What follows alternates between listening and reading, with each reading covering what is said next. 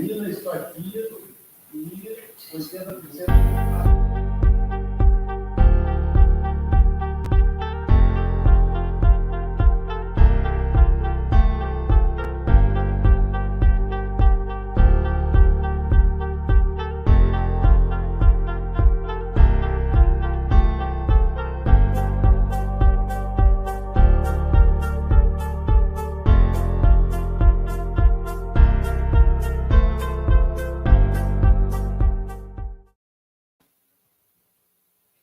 Bom dia a todos e todas, sejam bem-vindos, bem-vindas ao terceiro CITEM, terceiro Simpósio Internacional de Tecnologias em Educação Matemática, que está sendo realizado de modo híbrido, sendo presencialmente nas dependências da Unesp Rio Claro.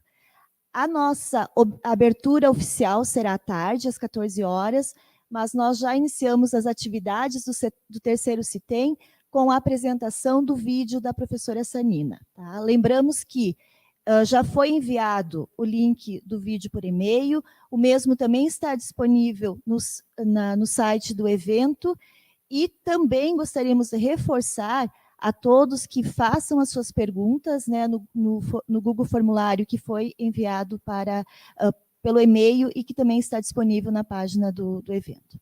Que tenhamos um ótimo evento e nos encontramos para a abertura oficial à tarde.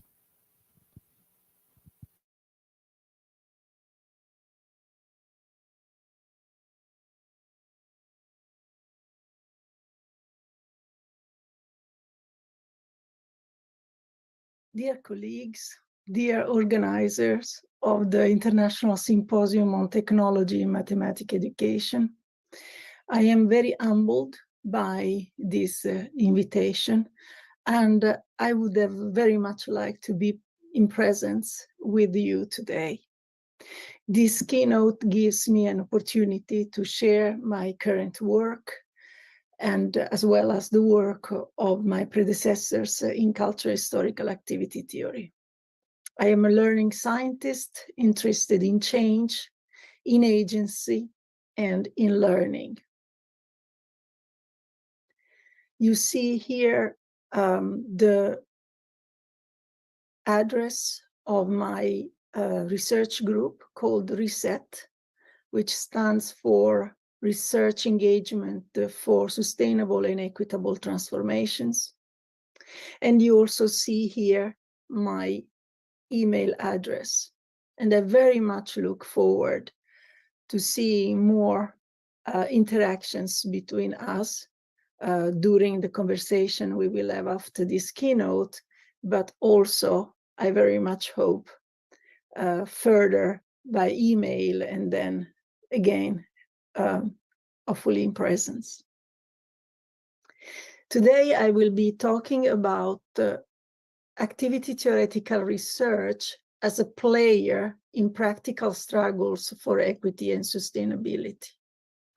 This is a topic which is basically a red thread in my work ever since I started doing research.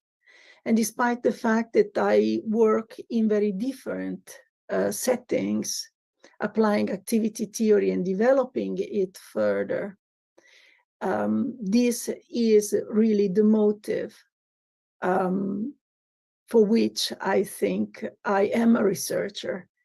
And it is contributing with my research to practical struggles for equity and sustainability.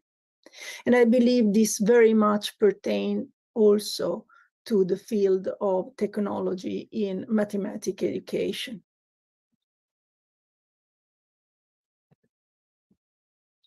Where educational research and dominant practices of learning have largely failed, at least so far, is to generate capabilities to join forces and change the course of unsustainable conditions of living and being. Poor skills to invest in commons, to prioritize collectives over our individual gains are now visible more than ever. we have also a chronic lack of robust frameworks to grasp how collectives across sectors, across organizations, and across hierarchical levels learn to act coherently and effectively. And most importantly, this is really at the core of my talk today, there is a chronic lack of frameworks to systematically support such learning. What I will be trying to convey today in this keynote is a paradigm that allows this type of work for equity and sustainability, with both conceptual but also practical interventionist tools.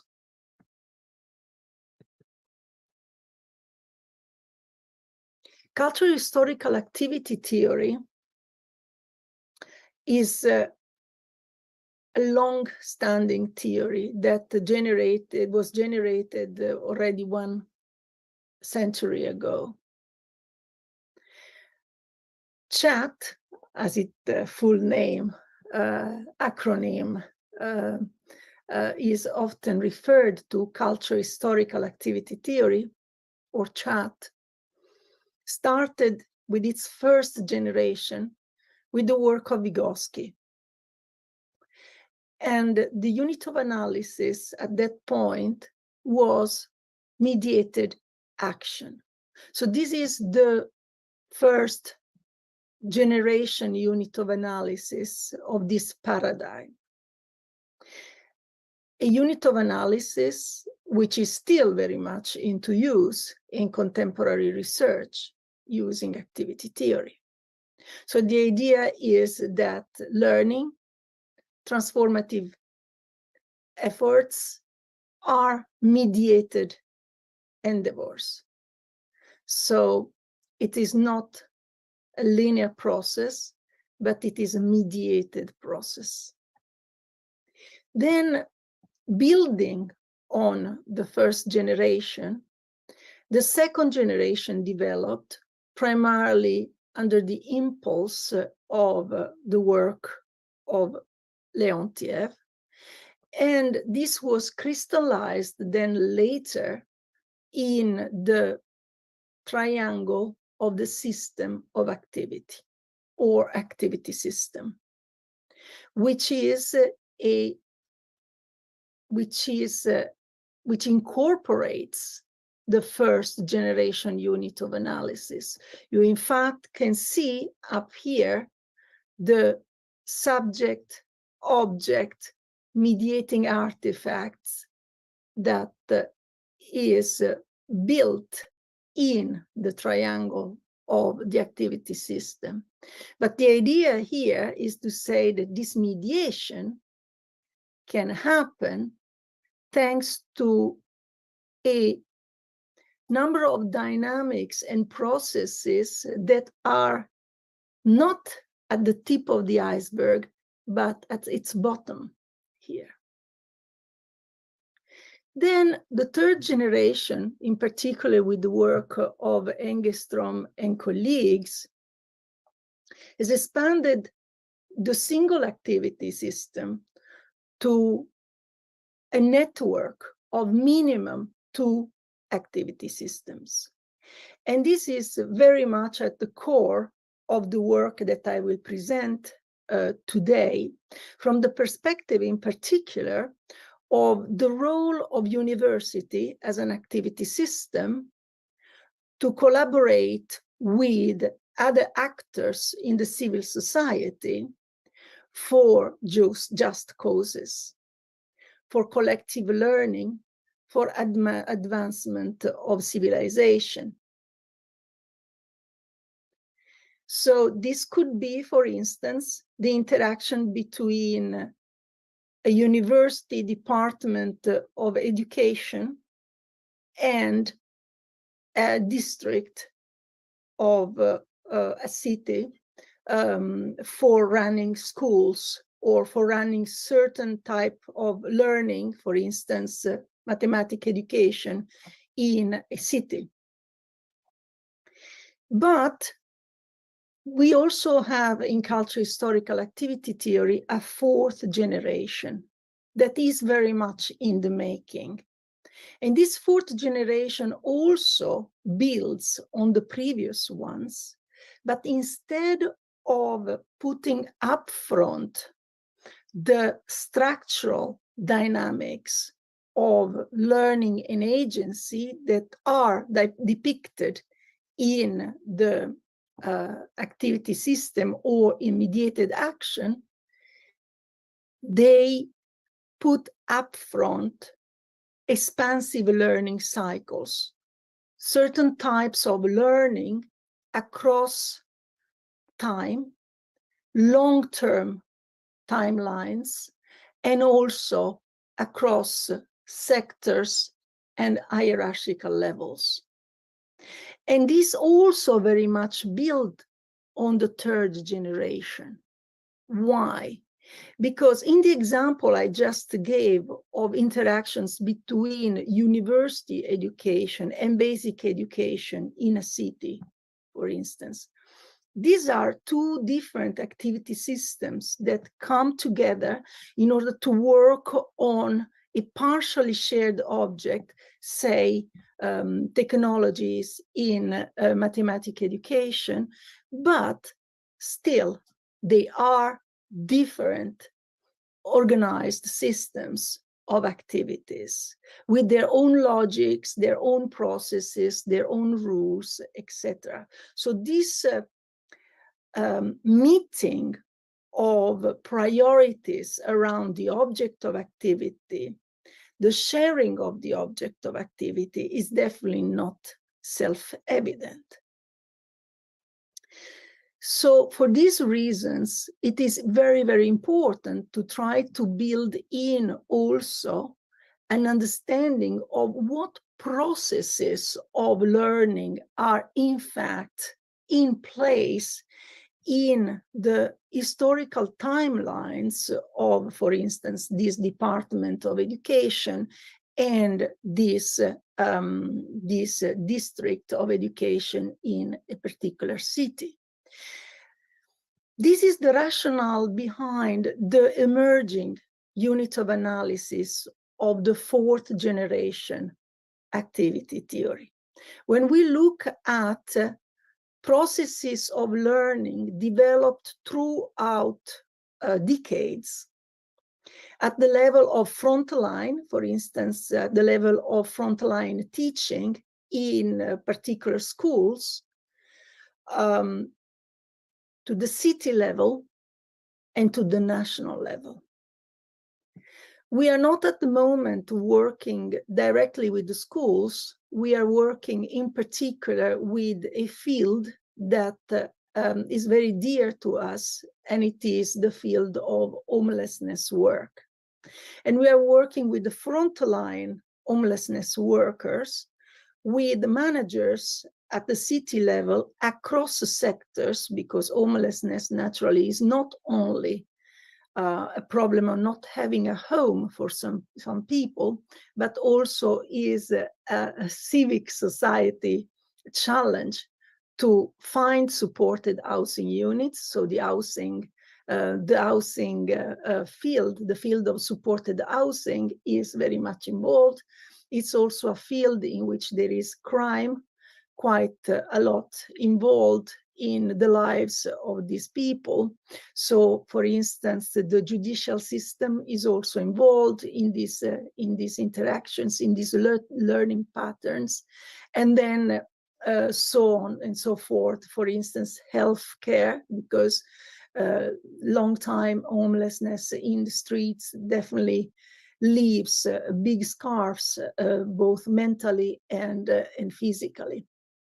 So this is a multi-sectoral learning process that is at stake, that must be understood and must be supported. Now, in order to support it, an entry point for the fourth generation of activity theory is to look into outstanding achievements that have been realized within a field. For instance, in this case, the field of homelessness.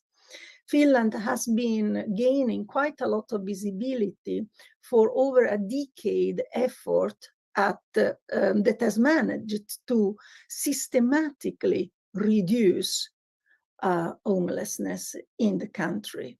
And there is a lot of international attention to this. So my intention at the beginning was to reconstruct the learning processes across sectors and across hierarchical levels that made this outstanding outcome possible.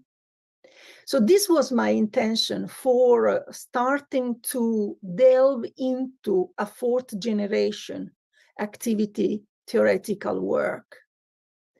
But to my great surprise, it happened that frontline workers and people at the different levels, at the city and national levels, started alerting us researchers that this was not time for celebration and for enjoying a perception of achievements over the decade, but was a time of crisis, that it was a time in which they really wanted to sustain the efforts that had been taking place successfully, but were at great risk of disintegration.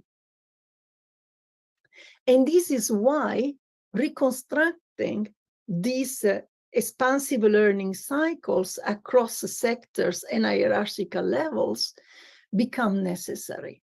Now, this is only 3 cycles of expansive learning as an example, as these were only 2 activity systems as an example, but the activity systems could be multiple in the 3rd generation. And so in the 4th generation, the cycle of intersecting expansive learning cycles that can actually generate something sustainable over a long run can be multiple. But basically, there are very strong overlaps also between these 2 generations. The emphasis is different. Here we look more into the structural dynamics, the relational dynamics between elements of activity systems and between activity systems. So internally in each activity system and across activity systems. And this looks more into the expansive learning cycles of specific activity systems.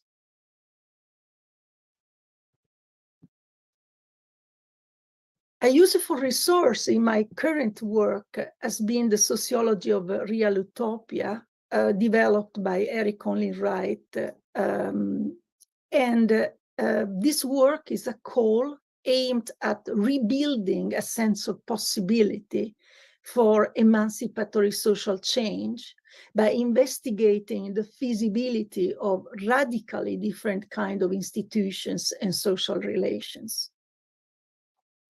Eric Conley Wright has this concept of real utopias, referring to heterogeneous democratic and egalitarian coalitions for multi-layered collective action. The examples of real utopia are multiple in the work of Eric Conley Wright, but 2 major ones are the Mondragon cooperative. This is the largest worker-owned cooperative in the world, in the Basque region of Spain, that was originally founded by a technical college instructor and a group of his students. Today, the Mondragon University that emerged out of this effort, initially undertaken by a technical college educator, is a very important higher education institution internationally that supports the work of the cooperative. So this is an example of how educational institutions are also very much a part of this perspective on change and transformation that the sociology of real utopias convey. And then there is an example that most of you are definitely more familiar with than myself, is the participatory city budgeting in Porto Alegre, Brazil, that is formed by neighborhood assemblies replacing traditional top-down city budget decisions. And the cities and schools in Porto Alegre is a prime example of how a real utopia can be also fostered with the help of education. One real utopia I was mentioning before that we are working on now since already 5 years is the Finnish Housing First strategy that emerged over a decade ago and aimed at eradicating homelessness. So the idea is not just to address homelessness, there is a final motive to actually make sure that everyone in Finland has a home. But homelessness is a complex phenomenon that mobilizes many different sectors, many different hierarchical levels, and over a long time span. It is, first of all, associated with stigma, so decisions that are particularly progressive often find very big resistance, even from neighborhoods and the public. It is a tension-filled phenomenon due to the financial costs and extensive transformation that it requires. And it is a phenomenon filled with histories of violence, growing up in childcare institutions, involvement in criminal activities, mental and health problems, and substance abuse. So this is why we felt that this field was particularly suitable for a full-scale fourth-generation work that this case has then become in published texts. But we felt as well that just putting together the very numerous activity systems involved, we are talking about at least 50 of them, would have not been fruitful. What would have been more fruitful would have been to delve into the processes of learning that have led specific organizations to join forces with related learning processes in other organizations, and they have built this Finnish Housing First strategy that has survived for so long. Our aim was to try to understand these intersecting learning processes and also understand how we could further support their evolution for this Finnish Housing First strategy to survive also at times in which, for instance, the previous government in Finland was not very optimistic about the prospects of sustaining the strategy. So there was a moment that actually took a period of several years, also because of COVID in between, in which there was a big gap in this field. And this became a unique opportunity for us researchers to try to join forces with these many activity systems in order to support their learning, intersecting learning pathways. So what we are trying to do is to complement the perspective of Colin Wright on real utopia with the help of the conceptual and methodological tools, interventionist tools, stemming from cultural historical activity theory. Wright perspective is based on analysis of the sociological, political, and economic features of real utopias. My proposition is to complement right contribution with the activity theoretical, conceptual, and methodological tools of expansive learning and transformative agency for what we call enacted utopias. So real utopias have been, in the framework of cultural historical activity theory, reformulated as enacted utopias to remind that behind real utopias there are actions, mediated actions, undertaken by individuals, collectives, and organizations that cross boundaries and intersect their learning pathways in order to enact the real utopia, enact transformative agency. So what are these conceptual and methodological tools? These are, in this and in the next slides, I will present some of the activity theoretical basic conceptual and interventionist tools. The very first one is what I have been now mentioning several times since the beginning of this keynote. It is the cycle of expansive learning. The cycle of expansive learning is an open-ended process. You can see that it doesn't close, it continues here. That starts with questioning the status quo. What's wrong in this activity system or in this network of activity systems? And then the collective starts analyzing these problems, these challenges, and in particular going back to understand where they come from, what has generated these challenges. Then the analysis is also, beside the historical one, is also an empirical, actual analysis of what is the situation now. But this is done collectively and with the support of researchers. The analysis then leads to modeling new solutions for meeting these challenges. The model is then examined and tested, and then it is implemented. And then there is reflection upon the process of learning that has taken place. And this should support consolidating and generalizing the new practice.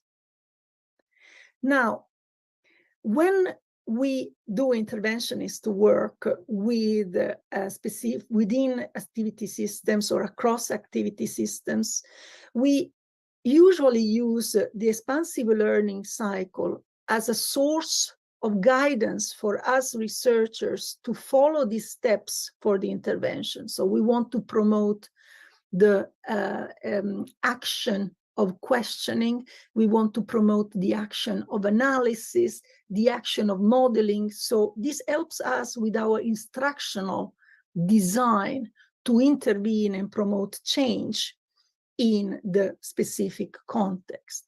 But sometimes we also use the very expansive learning cycle with the participants themselves, not only to design our intervention, but also to use the expansive learning cycle as a resource for reflection and analysis. And then we present the expansive learning cycle and we ask, which cycle of expansive learning are you fostering, if any?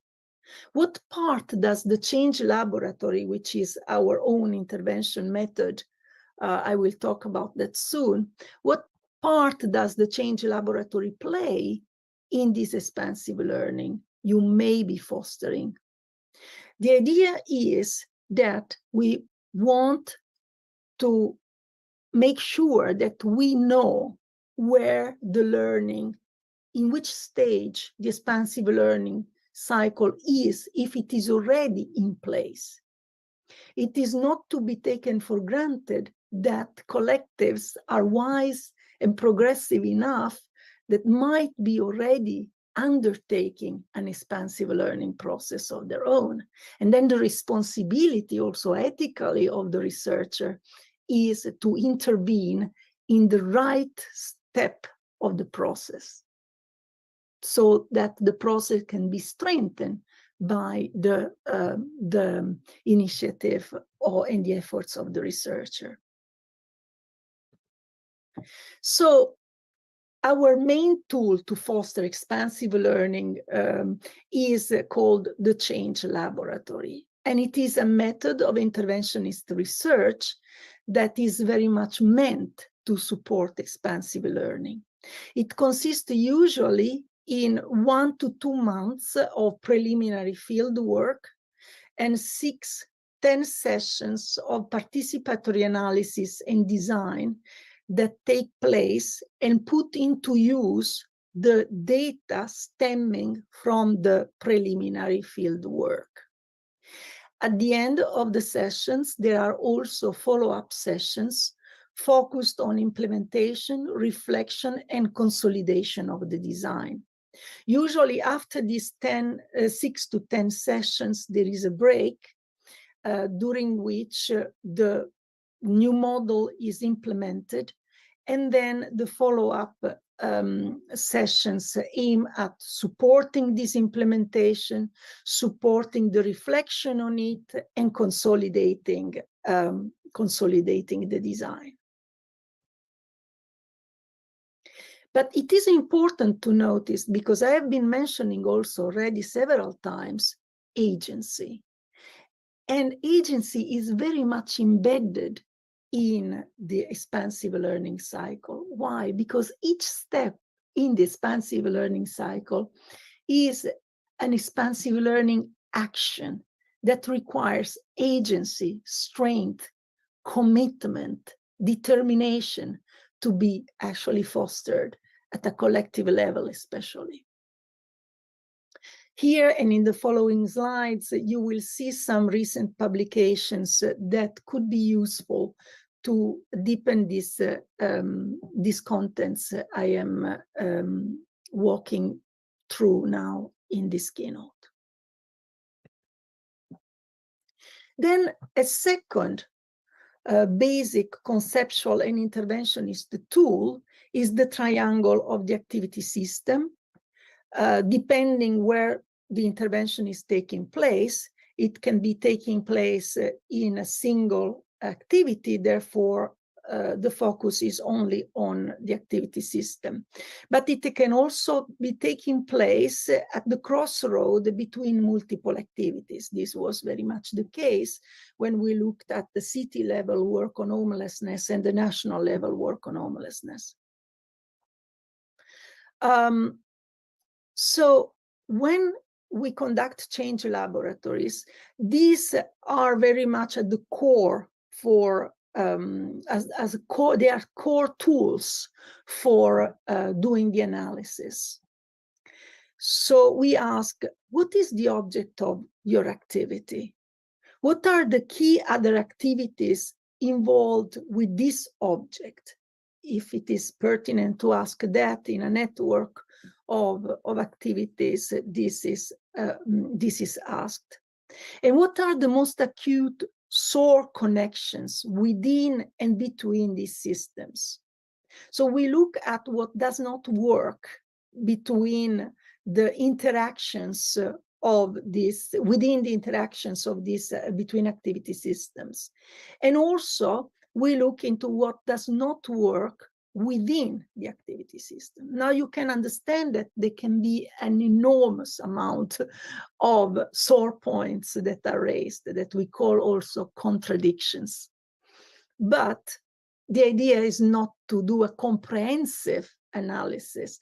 The idea is to identify the most acute sore points, the most acute problematic connections within the activity system elements, for instance, the rules and the object of activity, or the rules and the subject, and between activity systems, for instance, is if the instruments of one activity system does not match the instruments of another activity system, and they are both supposed to work on one and the same object of activity, say, enhancing learning in mathematics with the use of technologies.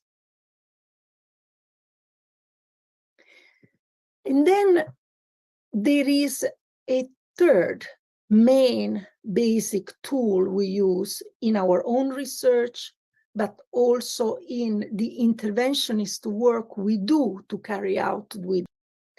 And we call this the Zonoproximal Development, using the basic concept of Vygotsky, but expanded it as it was in Learning by Expanding book in 1987, expanding this to the collective work of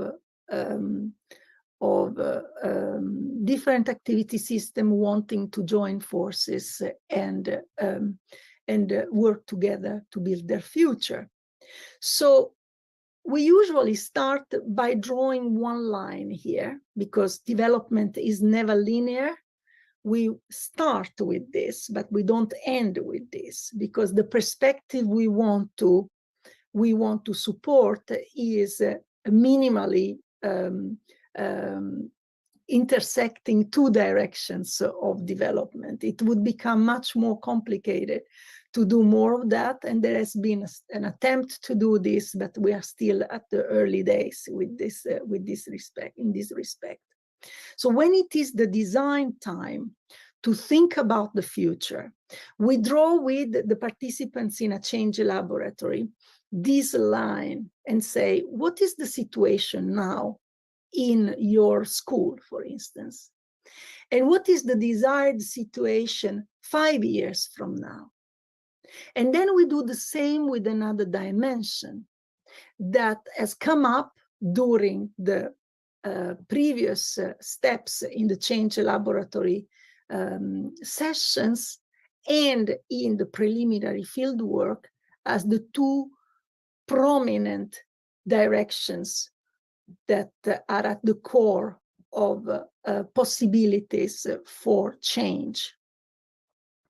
So then we come up with one field that becomes the vision for the realistic making of the future in this field. And this area is filled by the end of the change laboratory with concrete projects to be implemented within the next 3 years with this holistic vision in mind. Now think about it. Multiple sectors, multiple hierarchical levels coming together, they build a vision for the future. They see it crystallized visually in the zonoproximal development for field, and they feel it. They feel this area with concrete proposals of projects and commitments to these projects that will lead them to take steps toward their future. So when we propose this design tool, when it is the time in the expansive learning process to design new solutions for the future, we ask, what is the field of possibility in your activity or in this network of activity? And what is the future direction you aim at? Naturally, there are not ready-made answers to this, and this is done in dialogue, and this is building on the outcomes of the participatory analysis that took place before in the previous sessions of the change laboratory and in the previous steps of the expansive learning process. So this is an example from the homelessness case of the zonoproximal development that they had constructed.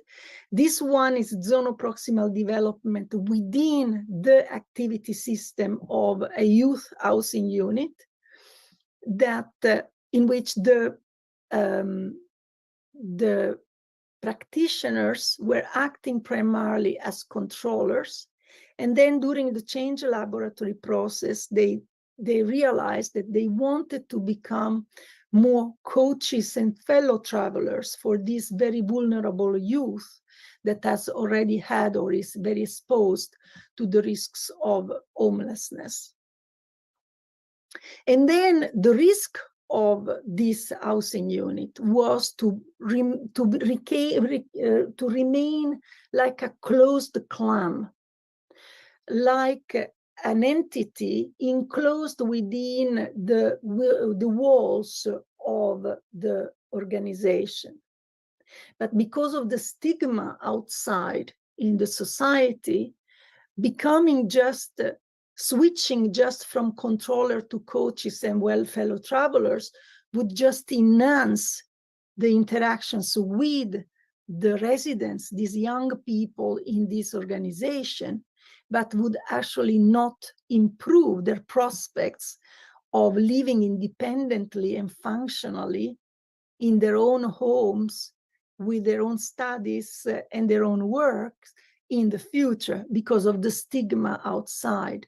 So they understood that they had to open up from this risk of becoming an enclosed entity to the society, becoming an open catalyst for the society. So here they came up with this vision for the future. And these arrows here are 15 projects that consolidated this shared vision. Each one of these projects had these two embedded directionalities. One toward becoming a coach and a fellow traveler for the employees of this housing unit.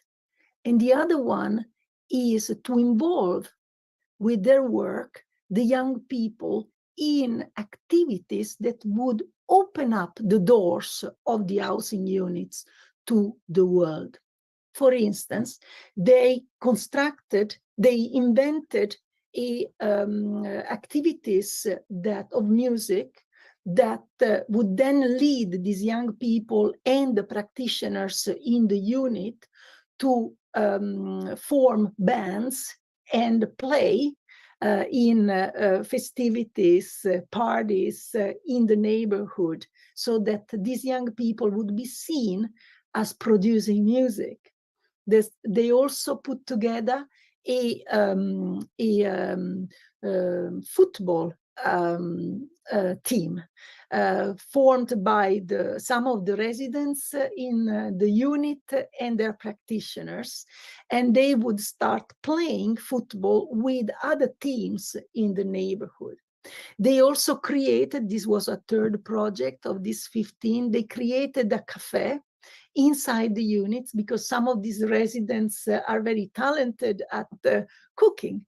And therefore, they were serving coffee and buns, or they were serving some lunches with recycled food that they receive from neighborhood supermarkets.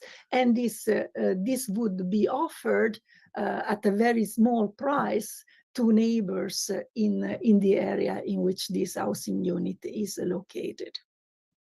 Now, this housing unit was the most problematic one in the country. It was very much in the limelight in negative terms because frequent calls to the police, because frequent calls of ambulances for drug issues or for accidents. And therefore, when this change in this unit happened, this mobilized and supported the learning also at the city level and at the national level. And this is how we see intersecting cycles of expansive learning coming together. One thing I would like to add before moving on is to explain what was this question mark. For some time during the change laboratory, we knew this direction very well. We knew the starting point of this direction, but it was not very easy for the participants and even the researchers themselves to name the other direction in order to form a full field of zonoproximal development. So this took some time, and you can see here the moment in the change laboratory session where this was still a question mark. Now, let me move a little bit to the point of discussion of technology. Now, especially during the COVID period, there's been a big shift in change laboratory work. And quite a lot of experimentation has happened to realize change laboratory also online. And we came up in one of our recent analysis with three main challenges we see in digital learning when we try to do this work with the help of digital learning. And these three challenges we have named as the Spectator challenge, the challenge of drawing into details, and the discontinuity challenge.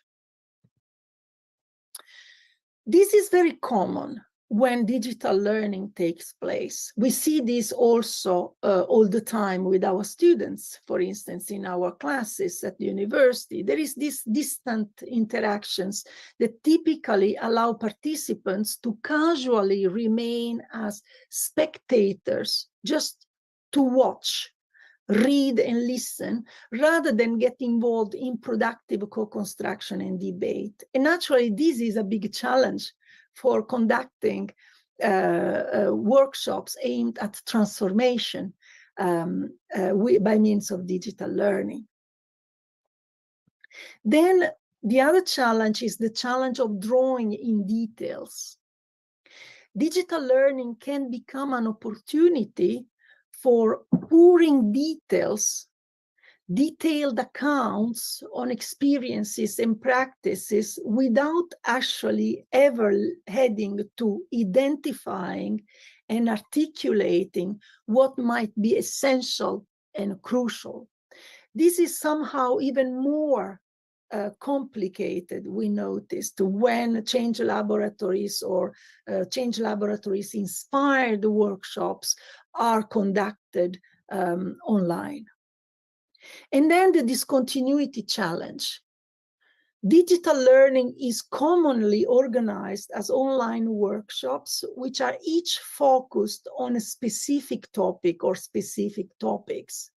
But usually there is a little continuity across topics, across sessions, with the difficulties to create connections between issues. And especially when it is the case to attempt at mobilizing long-term transformative efforts and expansive learning efforts, these become really critical.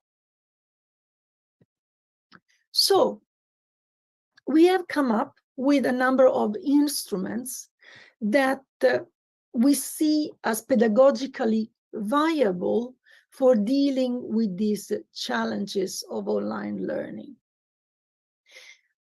In response to the Spectator challenge, we see the cultivations of conflict of motives, I will develop that soon, as crucial.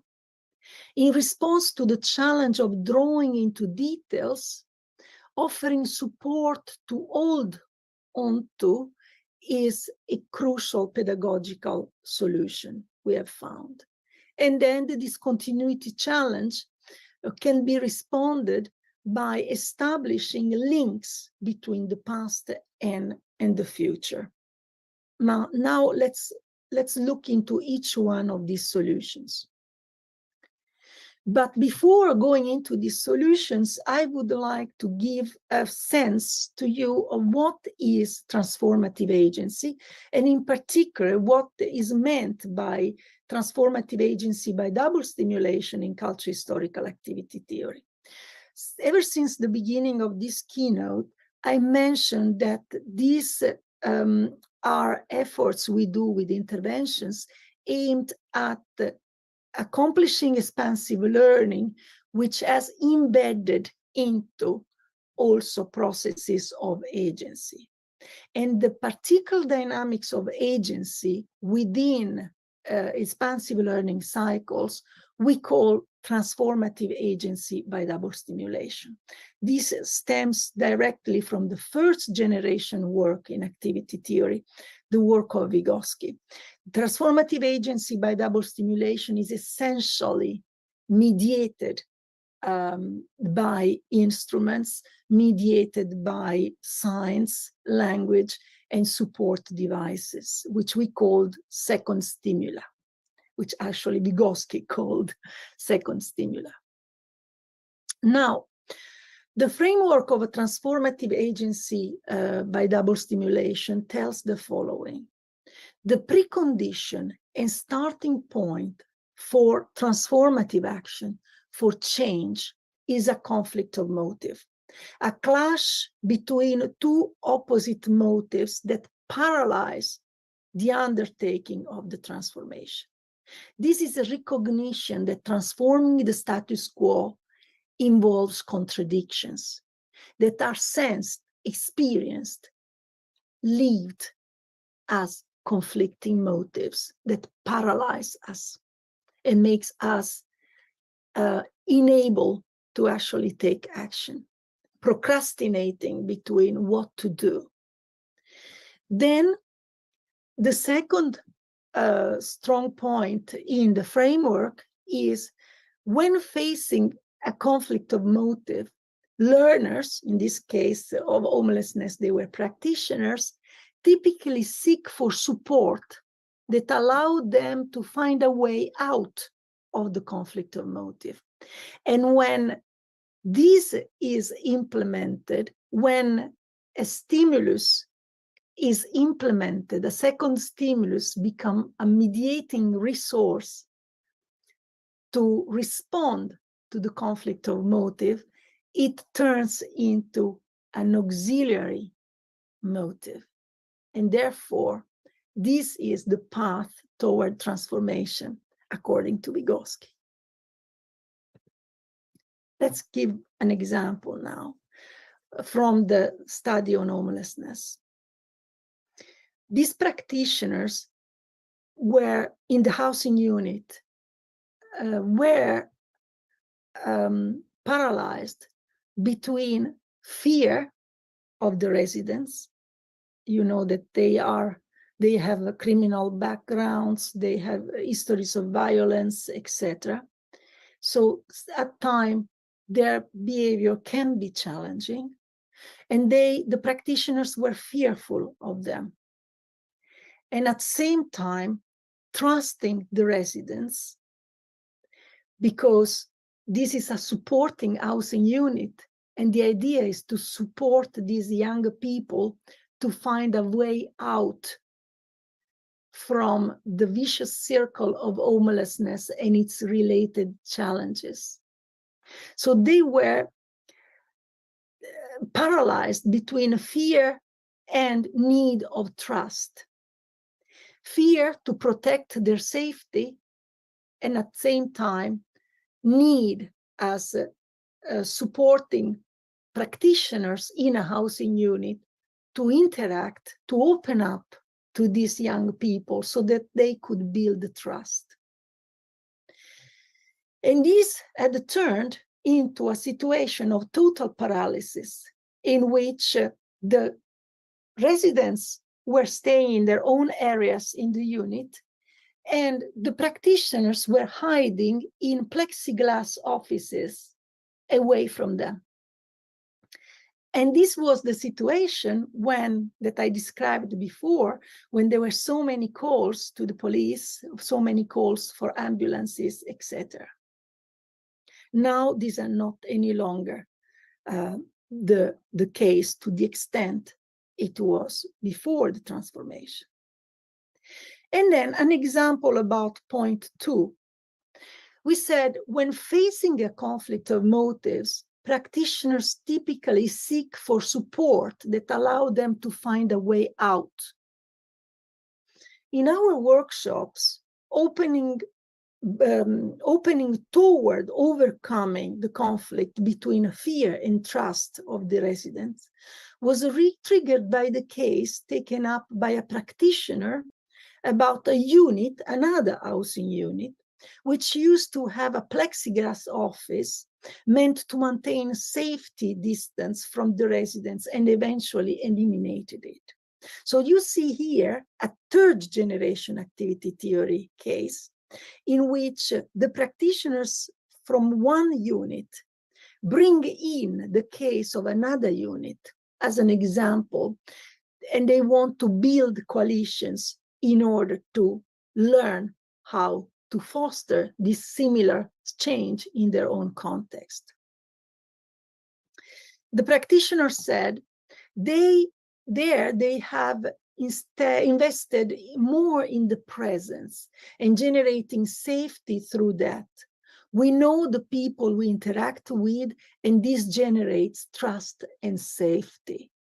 Now, this solution found in another unit becomes a resource, a mediating resource or second stimulus for change that opens up the paralysis and supports the investment into learning and transformative agency.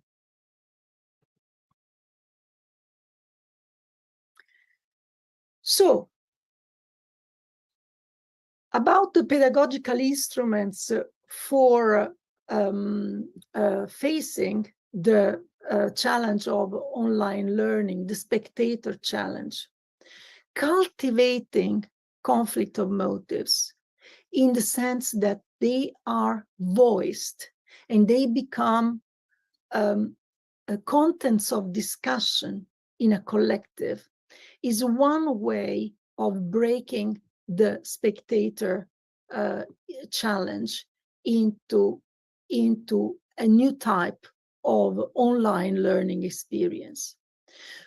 Why? Because personally and professionally meaningful conflict of motives evoke emotional involvement and potentially also curiosity and cognitive engagement, opening an avenue to transcend the spectator's stance.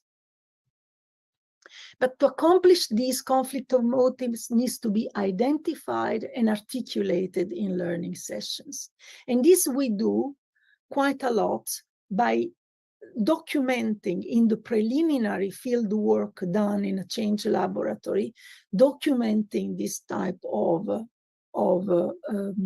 instances in which some conflicts of motives are voiced by some people, and then this can become also a second stimulus for others to join in and to start an analysis of what is the problem behind that and how we can design solutions for this. Our findings are in line with other studies who point out that participants in digital learning can be involved in co-construction of new knowledge when the topic under discussion is highly relevant and controversial. Then the challenge of drawing in detail, how we can pedagogically counteract this situation of drawing into details, which is so common in digital learning. We need to be able to offer pedagogical support to hold on to. So the collective articulation of the experience of a conflict of motive directs the focus on and crystallize the essential, thus providing an effective means for overcoming the risk of drawing in details. This can be facilitated by offering ideas, artifacts, metaphors, or models which may or may not find traction toward change. Prior analysis have shown that the combination of articulation of conflict of motives and support resources offered by a facilitator or a peer can help developing homelessness practitioners' work activities. And our findings indicate that these supports can be offered as video recorded presentations to be discussed in workshop settings between learners. Video clips, recordings of solutions, for instance, recordings of ideas for solutions can become valuable second stimuli that can help avoiding drawing into details and sticking to something which is more productive in terms of understanding what are the sore points, which are the most acute in the context and must be addressed, and for which designs of new solutions is feasible and at the same time urgent. One highlight of this experimentation with digital learning in our current homelessness project was the agency displayed by one city for the uptake, the city of Jyväskylä, for the uptake of a multi-professional mobile support model in one of the online sessions after the presentation of the city of Tampere in response to their conflict of motive between sticking to standard categorization and the motive of reaching the needed flexibility. So what happened is that the city of Tampere, the city level work we were doing with them, opened up the conflict between the motive of sticking to standard categorization of homelessness challenges, of homelessness work challenges, and at the same time, the motive of reaching the needed flexibility that would make it possible to see these challenges as holistic challenges that does not only pertain to the field of criminality or the field of mental health or the field of housing, but would address the entire human being. And this was the main conflict of motive at stake at the city level. And in response to this conflict of motive, the practitioners designed a new model, which is called the multi-professional mobile support model. And in one of our later workshops, when we were trying to foster the interactions across these activity systems in a fourth generation perspective, we realized that another city was actually uptaking this model, took the initiative of adopting this model and to make it their own model in their own context to address the challenges of their own homelessness population. Now, this model is being implemented full scale also in this new city. So we are seeing here generativity and movement toward the open-ended aspect of expansive learning in the expansive learning cycle I was referring at the beginning.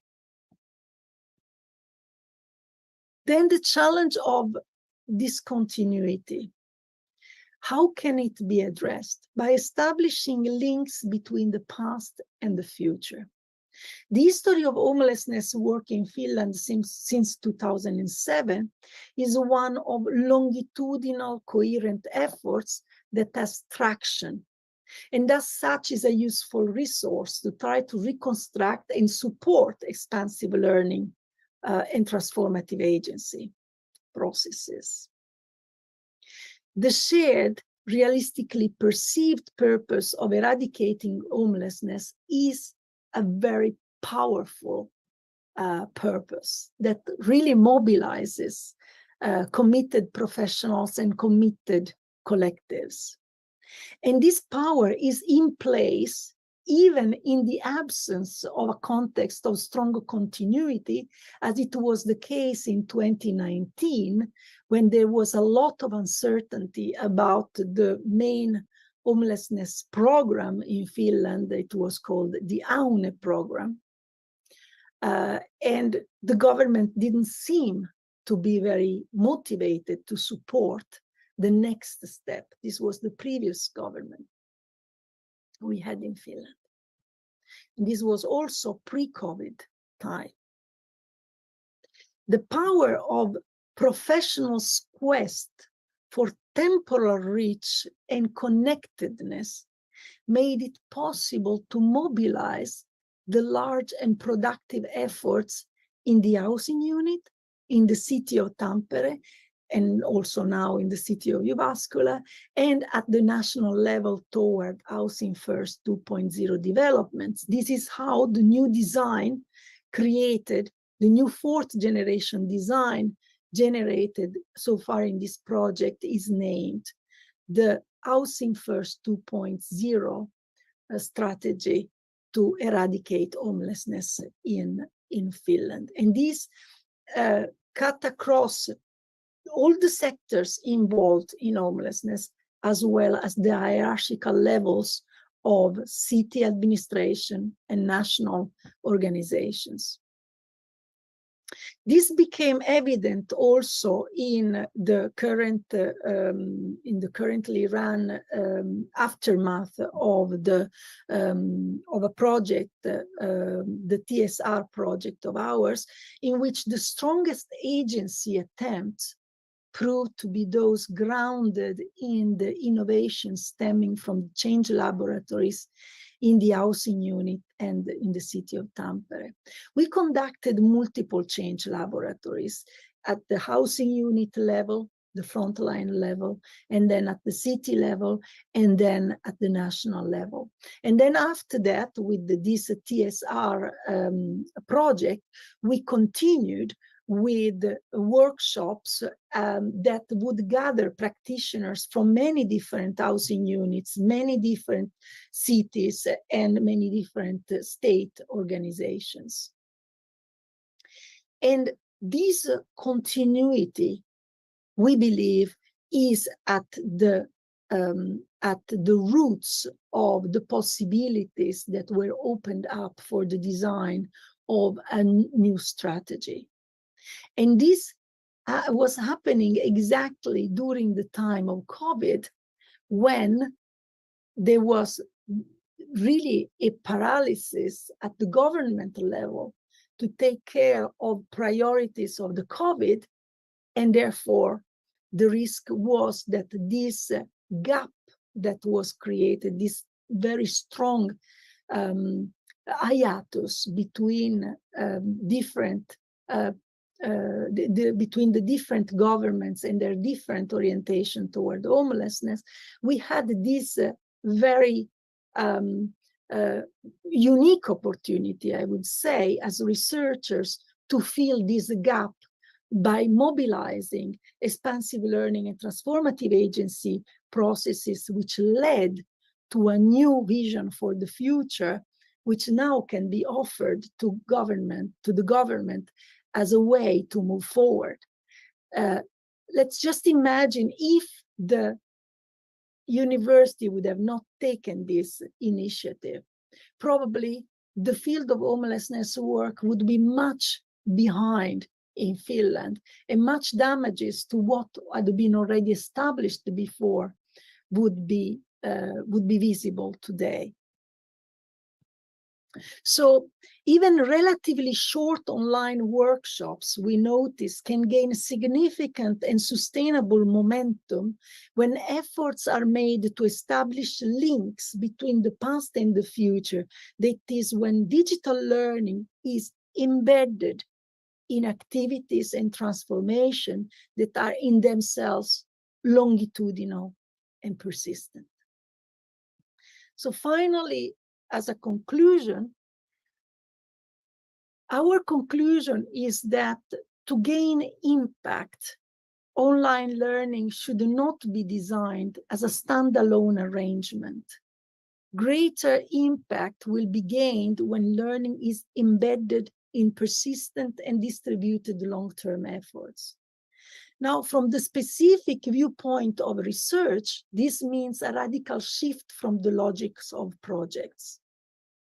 It means to invest in principled initiatives, ensuring as much as possible pursuits to form and sustain networks of activity systems and heterogeneous work coalitions, which can be also coherent, that can stand the ground and possibility even to expand in the inevitable unstable times we live in.